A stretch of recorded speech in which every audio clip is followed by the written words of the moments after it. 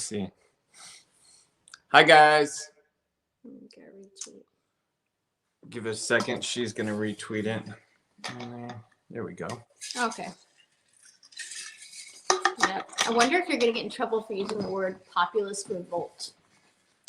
Who cares? Everything is words are violence everything, now. Everything's violence. Truth is violence. We all know how I feel about that. So this is crazy. This Wall Street bets thing is absolutely nuts. So for those of you that don't know, I've always invested. We've always invested. In fact, she's quite a hawk at finding great companies that are like seeing what's going to happen in 6 months and saying, hey, in 6 months, yeah, she's great at forecasting sort of what's going to be, what things are going to be looking like in 6 months. So we've always traded and we've done very well. We've definitely lost a really good amount of money today, mainly because we didn't jump on the whole bandwagon of like GameStop and all that stuff. We had a lot of like the traditionals, like, you know, that really took a hit because people took money out of them and put them into these other things. But I couldn't be happier to have lost money. It really couldn't be. Like, normally when you take a big loss in the stock market, you really feel like crap afterwards. You feel terrible. And it's like, God, it took, you know, it takes X amount of time to make it. And, you know, when's the next hit going to be? And it can be stressful for people.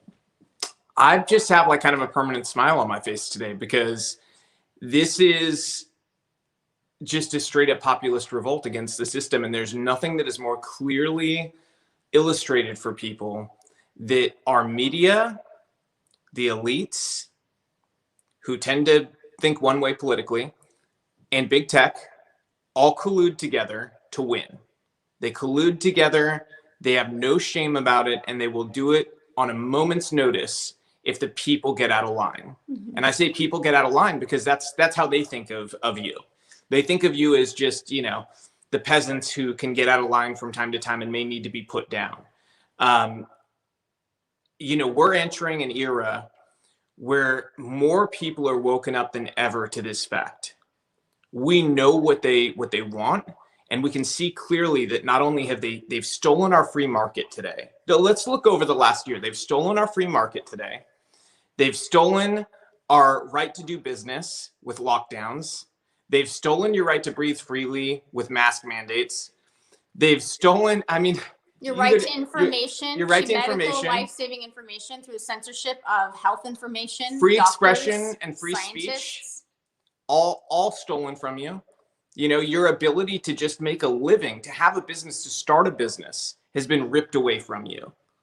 You know, they control all of this stuff. I mean, just, it's massive. They've stolen freedom in every aspect. And at some point, the peasants have had too much. You know, and that's where we're at. The people have had enough of having their freedom stolen in every aspect. So I'm happy to take a loss. We're fine. You know, it's I've always believed in principles that you never invest or risk more than you would be okay with losing entirely. And so from that aspect, we're good. But just on principle, I feel like I won today. I feel like we won today. Don't you? Because this is not going to end here. This is something that woke up so many people and is going to continue over time. Let me tell you, if Wall Street, if the hedgies, the hedge fund guys, if they think that this ends by them colluding to get Robinhood and Webull and Ameritrade and all these places to shut down trading on a couple of stocks, it does not end there. It's not going to end there. They're not in touch with what's going on the ground if they think it's going to end there. It is going to go much further than that. And so they really need to examine what they want to happen here, because there's a lot of different outcomes that we could be looking at. But, you know, people need to be awake to the fact that we also have somebody like Janet Yellen in power, who, by the way, you know, for the left-wing populists that are watching, I'm so happy that we're uniting on this issue, because this is something, we have AOC, Ted Cruz, Don Jr., and even Ilhan Omar all agreeing on an issue, which is, it's like kind of mind blowing, you know? You know, so we really need to examine where this is going to go on the Wall Street side of things, because this is not going to end here. It's not going to. And I think they think they're going to be able to pull their short positions and save their ass essentially by forcing the price down and get out from underneath this hell that they're under. But that's not going to be the end of it, even if they do pull it off and they cover it. That's not it. The people are angry and they see how the system works and they're saying, hey, we figured out how the system works and you shut it down right in front of us. You essentially, you stole our money. I know a bunch of people I've heard from today who said, I bought shares and they locked me out from my ability to trade it. So I couldn't make money. There was a chance for me to make thousands of dollars or tens of thousands of dollars, and I was locked out from being able to do it. That's not a free market. And that doesn't happen to them. And that's the difference presently, so he doesn't understand that this is not the traditional pump and dump. Like, explain the difference. Yeah, so here's the deal. What they're doing is not illegal, okay? It's illegal when you're just, you're expressly doing it to pump and dump, or you are colluding in private the way that all of these hedge funds are doing right now with apps like Robinhood and Webull and all that stuff. What they're doing is they're just saying out in the open, we're buying this. We're squeezing this short. Guess what? Billionaires have squeezed shorts forever. All the time. And not only have they done it, but I know of a number of cases where not only have they done it, but they've gone on TV, pretended that they're not doing it, and pretended that there was another issue, or they've lied about where a company's at. They've said a company's in a much worse position than they're actually at without disclosing that they have a massive short on them. So, or squeeze on them, in the reverse. They've done it both ways, but they get to go on mainstream media and they get to lie about it. Nobody holds them responsible. Nobody says that's colluding. They say, oh, that's just, rich people are smart, and I'm telling you, as somebody, like, we would be classified as elite based on the jobs that we've had, the money we've made and all that stuff. And I'm telling you, this is how these people, they're not smarter than regular people. They just know the system. Yeah. And regular people are learning the system and are trying to do the same thing that billionaires have done for God knows how long. Right. And they're essentially getting a gun put to their head saying, you're not allowed to do it.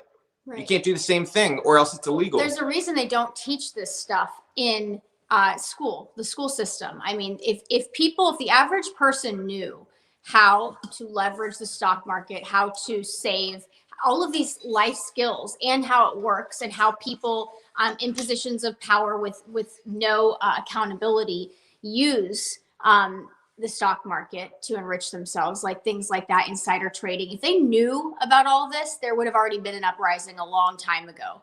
But this has been part of our whole institutional education model, is to keep children from being educated on real life. And then when they get to real life, it's a big slap in the face because they spent God knows how long on algebra and never had to use algebra. Things like that. I mean, our math system is even broken. I mean, they're not learning about percentages and business and entrepreneurship and all of these things. And if you follow the history of the education system and model, it was the Rockefellers, it was people like this that decided to take over. And this happened with our medical institution system. It happened with academia. And it's really fascinating to see this is all, playing out, and how many people are waking up. This has been going on a long time. Part of the reason I love it is this is a non-political microcosm of the problems we've seen for 4 or 5 years that have just been kind of growing and growing and growing, like with censorship, okay? The first thing that these institutional powers did was they tried to stop the people on Wall Street bets from being able to communicate. They were using Discord. What happened? They got banned from Discord for what? For hate speech, okay? We've had this conversation a million times about hate speech. Let's be real. In Discords, they use internet lingo. A lot of it sounds immature and stupid, but it's not. These are not domestic terrorists. These are people that are being ridiculous, silly, and it's probably gross at times, but it's, we don't need a mommies and daddies out there censoring people what they're allowed to talk about with each other, okay? But that's the first thing they went after, is shut them up. Try to keep them from communicating. You got to ask yourself, why are the elites so scared of the people communicating with each other? Because this is a constant theme we've seen over months. You've seen it with conservatives being kicked off of platforms, and now you see it with this, where, how long until, let me ask you this, how long until Twitter and Instagram and Facebook start banning people for stock misinformation? I guarantee you it's going to happen in the very, very near future. Mark my words, they will start banning people because of stock misinformation. Okay. Essentially, you not being allowed to have an opinion about what stocks that you think are going to work out or not work out. Basically, and here's another thing too about the whole illegality of this. Okay. Essentially, what's happening is people are talking about the stock that they want to get on a message board and other people are trailing them. Okay. This has been done in the stock market forever. People trailing good buyers. Okay. And they say, hey, that seems like a good idea. I'm going to trail that. I see so-and-so got into this at this price. I'm going to try to get in there at that same price. And I'm going to try to, ride this wave with them. That's been happening forever. And then other people I've seen, and it's a very small group, but the arguments against it say, oh, well, they're forming a block of buyers. And that's just wrong. That's not okay. Well, what the hell do you think hedge funds and all these places are? They're a block of buyers. It's a block of money. It's essentially just the public doing the same thing and calling them out for overextending. Okay. Let's just also on the end of a short, these were very aggressive shorts that they went after. These were not like, tiny short positions. These were very aggressive shorts. They were built to be squeezed. In fact, I think, you'd say a smart billionaire would have squeezed them on their own. But again, that's not how elites work. They generally help each other and they look the other way when one of them overextends like that and lets them get done what they want to get done. And that's what we're seeing now is like, essentially Robinhood, Ameritrade, all these places, there's so much money incestually linked between these trading apps and the hedge funds that they're basically being controlled by them. The hedge funds are telling them what, you got to shut this down. You got to shut it. We're losing our ass. We're losing our ass right now. You have to shut it down.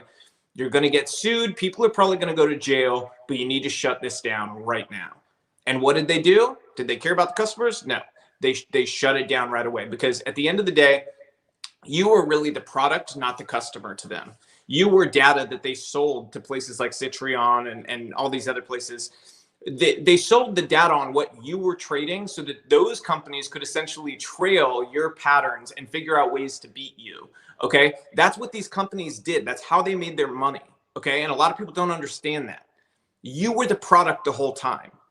So that's another part of the system people have to learn and understand is like, okay, how do we beat them in that sense? If they're using us as a product, how do we get ahead of that? That's going to be a next step thing that we see in this evolution of what's happening here. But I love to see, I didn't think we'd see unity. And I see incredible unity happening around this issue. And I think that could bode really well for the people of America. So on issues where the people can benefit, your enemies make strange bedfellows, I guess. But as long as they're holding the right position on this issue, fantastic. I'm glad that they are. What do you think?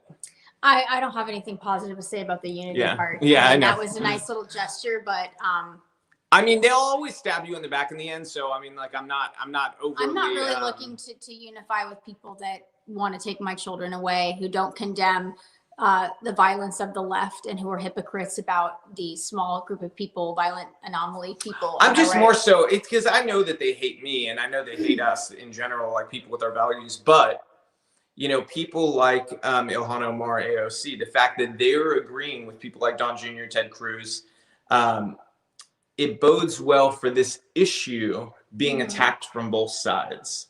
And that bodes well for the people. Now, I can't stand AOC or Ilhan. But it's a good thing for the people that both sides are attacking it and saying, hey, no. And these people in the middle who have institutionally allowed this, your corporate Democrats and rhinos, they're the ones who need to answer for this. And right now, the corporate Democrats have power. So they really need to answer for this. Yeah. Because like Leon Cooperman, a billionaire who is crying on TV today over this whole thing. And he's like, it's so not fair. This whole idea of a fair share is bullshit. He's a Biden voter. Okay. Like, you can't hide from this stuff. The guy who started Robinhood, he's a Democrat. These people, they say one thing, they mean another. Let's just go to the name Robinhood. The name Robinhood, it always gets, mistaken as take from the rich, give to the poor. The reality of Robinhood was he was stealing from a tax collector. Okay, they were stealing from a tax collector because people were paying too much tax. Right. They were giving money back to the people. They were giving the people's money back to them. An inherently right-wing principle that we should have less taxes. Okay. But let's just go on the theory that this Robin Hood was started to take from the rich, give to the poor. They're doing the exact opposite today.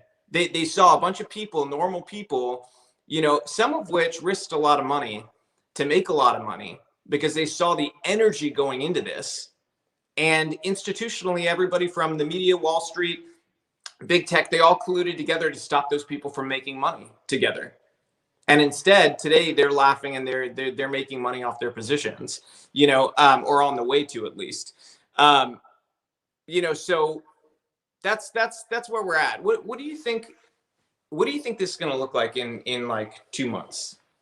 Well, I mean, I do think it's a good thing that it's being exposed, and it's also waking up people to the financial aspect of this whole thing, which is really that we need a financial revolution and a reinvestment in small businesses and a rejection of this corporate monopoly, particularly as big tech is monopolizing industry. I mean, it's a rejection of crony capitalism. It's a rejection of, the abuse within the system. Yeah. It's not a rejection of capitalism. And that's how they're going to try to spin it. So that's what I think is going to happen. Well, this is going to be spun as this is why capitalism, is bad type of Well, what's interesting thing. is Wall Street bets wouldn't be possible in anything but capitalism, in a capitalist system. In fact, what they did, which would be good for all people, is inherently capitalist. It's inherently part of the free market. It's inherently part of free speech. These are all good principles. So, what's broken is not those things. What's broken is that people have perverted capitalism. They've perverted those things. They've stolen free speech. They've stolen the free market. They've essentially said the elites own this, period. You do not have any ownership over this. We own it as an institution.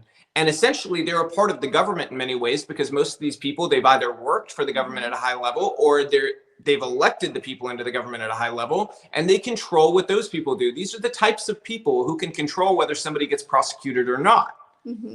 So people need to be realistic about this, but I do think we're going to see this movement grow into something very, very strong, it's going to be historic. In my opinion, I think this is the precipice of something really historic in terms of people demanding their rights, their freedom back, because they can clearly see it's been so exposed how it's been stolen. And there's no going back. You can't put the genie back in the bottle now. Well, you can't. They're going to try to find some way, though. This is the thing, like even with censorship, is they'll try to find some way to discredit you. I mean, you can. Oh, they called Wall Street bets alt-right. There you go. So they're already on that. They're going to say, it's conspiring with terrorists or with people that are criminals, things like that. So therefore, it's no longer legitimate. Or even when they try to cash out, institutions like Wells Fargo or PayPal or whatever, are going to say we can't honor these type of transactions. There's going to find some way around it to. They'll find something where you get marked by, whatever trading group, and they kick you off the platform, and then they let other financial institutions know, and those people social do credit too. System. It's another aspect of the social credit system as it seeps into all areas of life. The only part about that's not bad is that's going to spur a lot of innovation to do things that allow people to actually be free. Not just lip service and nice names and cool catchphrases, which is what we see from left-wing corporatism. Is you see nice catchphrases and we're committed to inclusion and diversity and equity, and it's all bullshit. None of them are actually committed to anything. They're committed to their ideology winning at any cost, and so if the virtue signaling gets them there, they're good with doing that. But they're enemies of freedom. They are. Their whole system is an enemy of freedom. And at the end of the day, that is my number one principle, is fighting for freedom. So if you're left-wing populist, right-wing populist, if you're on here, this is an issue, everybody should care about, because they're limiting our speech now, but you're next. You're the next group of people that they're going to go after. So you should be defending people on the right's ability to have speech, and defending people like Wall Street's bets. Ability to have these open conversations, because you are next, because you're also a threat to the crony capitalists on the left. So you recognize that, because you are. And I know there's some of you, because I saw a couple of you in the comment feed, there's a couple of you watching. So think about that and talk to your friends about it, because I don't think it's something you guys have fully considered. It used to be a meme or a joke for you guys. Oh, and you would think, who cares about those people? And you'd make jokes about the whole, they came for him first and then I didn't give a, you know what? And you should probably start caring now, because you're next. But this whole thing is just so incredible. It really is, because it's people recognizing their power. And I don't think there's anything more beautiful and stunning, even if it results in chaos and the calamity that we see right now. People recognizing their power is a powerful, beautiful thing. The more people recognize their power in our society, the stronger we will be, the better world our children will have. And yes, it's going to have a lot of growing pains. There's going to be some bumpy stuff, but this is the path to freedom. We will innovate our ways out of our way out of it. People will do things to offer alternatives to the corruption, but essentially a big piece of the elite's game was exposed over these 48 hours. So if we took a loss on some stocks that we were holding long term, it's fine with me, because we're, I think, getting something much more worthwhile out of it in the end. I really do believe that. I think it's really empowering to see too, you know, the parallels here. Like what is happening now with the stock market that is a people-led, coordinated, organized, you know, a movement within the system, lawfully so. We can also parallel that in our consumerism. The way that we spend our dollar and vote every day can potentially disenfranchise these people that want to destroy us. These people that, I mean, it's not even exaggeration to say they want to lock you away and put you in re-education camps, because many of them, even news anchors, have said this vocally. This is a normal thing now to espouse these dehumanizing terms about anyone on the right or anyone associated with Trump or anyone associated with conservatism. So it's really interesting. If we can do that in the stock market, imagine what we could do with a organized, you know, movement on our side to reject big companies like Amazon, these monopolies, big tech. And we start, you know, we be patient with our tech companies that are rising and growing. We start investing in those. We start building up our own ecosystems, and rewarding the kind of consumerist, you know, behaviors that we want to see more of, and stop contributing to the ones we want to see less of.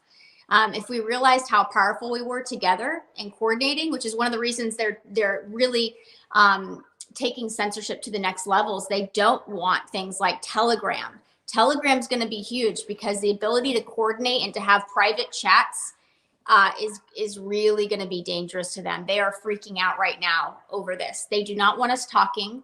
They don't want us figuring out what our next move is. Because imagine if all of us decided tomorrow, hey, we're no longer supporting Target or Amazon, companies like that. There would be obviously it would be reflected in the stock market, but it would be so devastating to them, especially with all of the money that gets funneled into their party. Apple's taking it off the App Store. There you go. I was just about to say that's the next step, is the phone companies, Google and Apple, will remove it from the App Store.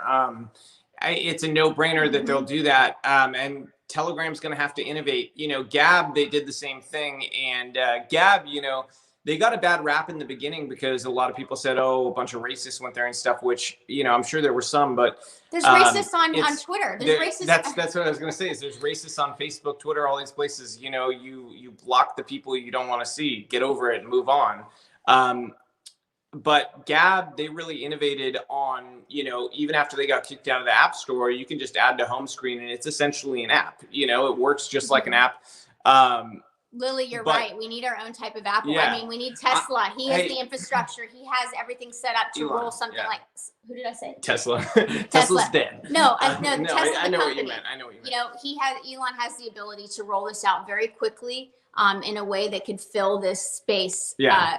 Because we're renting our phones. We don't own our phones. We don't own anything on it, essentially. We rent them. Yeah. And so even what they're doing, you know, and here's the interesting thing, like everything from, you know, I'm a musician, music distribution. So now, you know, my distributor, like they probably won't distribute my music on Apple. And then once Apple recognizes there's conservative artists, they're going to no longer have them on the platform. So you're not just getting rid of, you know, stock people or you know, politicians or no, you're deleting art, you're deleting you're deleting music, you're deleting small businesses. This is what I want. Like, I feel like people don't understand is like you're deleting individualism. You're deleting people's ability, entrepreneurs to provide for themselves and not be beholden to corporatism or to these big, you know, mega companies, these monopolies. Yep. What they want is they want us all working for Amazon. They want us all working for them. That's why the whole school system is designed to make us worker bees and not critical thinking, entrepreneurial, innovative, survivable, resilient people. Yeah. Innovation is kind of the enemy of this system, you know, and that's why I always tell people we need to innovate. We need to get together. We need to do really transformative things. We need to be bold. This is the time to be bold. Okay. This period of time is the time to be bold, take a risk, and start something new. You know, I've been pushing Elon Musk constantly to start a phone company and some other things too, because people need alternatives. They need alternatives to get away from this system that seeks control and ultimately, you know, wants to keep people in a place where they can always be controlled, you know? So this is all a tool of that. So just wanted to get on to say that, you know, I'm really happy with the fact that this is happening. Huh? Sorry, that was funny. What? I don't want to repeat it. Oh. Yeah, no, this is so interesting. And I just wanted to give Mr. Jack Blockers, whatever, the right has now lost. We lost the culture war a long time ago. Where have you been?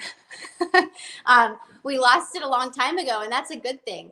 You know, in a moral world, it's a good thing not to have enemies and not to break through systems and be contrarian. But in an immoral world, one where the culture has utterly sunken into depravity and is sexualizing children and just churning out just garbage art and disgusting, depraved, you know, cultural material and ideas, it's a great thing to be a rebel. Yeah, we don't want your culture. We don't want your culture. We're creating our own. I want nothing to do with that system ever again. Yeah. So it's incredibly freeing, and it's also a system of mental slavery. When you can no longer have your own thoughts, try having your own thoughts. See how that goes. Try saying something outside the stream of what you are allowed to say. Having an original thought, opinion, you won't be allowed to. So if that's okay with you, then you are complicit in your own mental slavery. Yeah. I'll block you later from the thing. I will say this. What's funny about it is there's somebody on the Periscope feed, because we go to multiple feeds, Facebook and all these things, and they're calling me a fascist. And they're white. I don't think white people are allowed to call Latinos names. Okay, I think that's a rule on the left. So you should probably calm down because you're violating some kind of core tenet of leftism. So relax. I mean, the intellectual, you know, just lack of intelligence, for a better word. They don't know how to have a conversation. All they know how to do is say you're crazy, you're a conspiracy theorist, you're this, you're that, you're fascist. It's like there's a little Rolodex of very limited vocabulary that they have. And it's just, I mean, they don't have any point. It's sad. It's really sad that they have such a limited vocabulary. It's probably just they've been indoctrinated with fear of words they're not allowed to use. Yeah. So it's like they disappear from the vocabulary and all they have is racist, fascist button. Like it's like they're pushing buttons. Yeah, exactly. That's all they've got left is those. The racist for 100, Bob. The fascist for 200. The names. Conspiracy theorist. Yeah. Like they mean nothing. This is the funny thing. They mean nothing to us anymore. Yeah. These words, they don't hurt our feelings. It's funny. This hating anyone who's not white. FYI, my family's Cuban, and we have people of multiple races. It's mixed race in my family. So there's the QAnon button. QAnon button. That's their other button. That's the new button. And everybody's QAnon. And we don't subscribe to Q. In fact, I've actually pretty aggressively gone after those the lies and conspiracy theories. But so embarrassing. Like it's just, you know, they should just calm down a little bit. It's just calm down.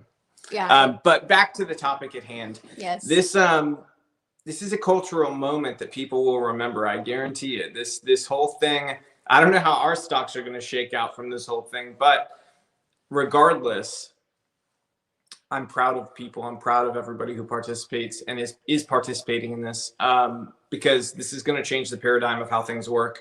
And it may be hard, and it may feel like a bad thing in the short term. It may come with some crushing blows, but in the long run, the effect of that is going to be something extremely positive for people. Yeah, absolutely. So the pendulum really will swing. It will. Yep. It's just enough people deciding to coordinate and to make conscious choices that are really going to have a big effect if everybody is in concert. Yep. Doing it. So yeah, that's pretty much it. We got to get back to our project. Yep. Bye, guys. All right. Bye, y'all. Have a great day.